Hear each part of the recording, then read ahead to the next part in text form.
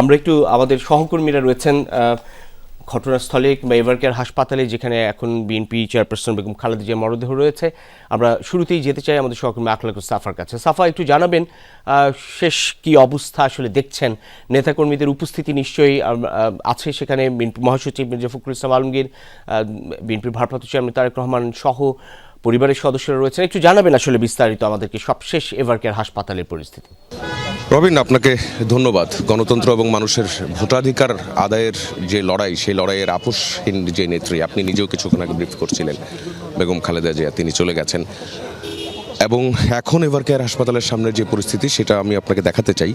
আপনি দেখছেন যে নেতাকর্মী সমর্থকরা যারা, তারা এরই মধ্যে কি বলতে কি আসলে তিনি যেদিন থেকে এই হাসপাতালে, অর্থাৎ 23শে নভেম্বর থেকে তিনি যে চিকিৎসাধীন অবস্থায় রয়েছেন, তখন থেকেই কিন্তু নেতাকর্মীদের এখানে ভিড়। তারা সবাই দোয়া করছিলেন দলীয় চেয়ারপারসনের জন্য, তিনি যেন সুস্থ হয়ে ওঠেন।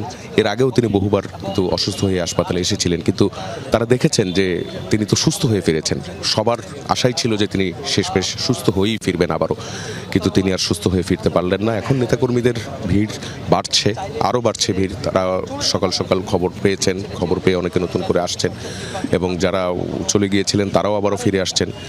এবং ভিতরে আপনি জানেন যে ভারপ্রাপ্ত চেয়ারম্যান তারেক রহমান সহ পুরো পরিবারের যে সদস্যরা, তারা সবাই কিন্তু উপস্থিত আছেন এই এভারকেয়ার হাসপাতালে।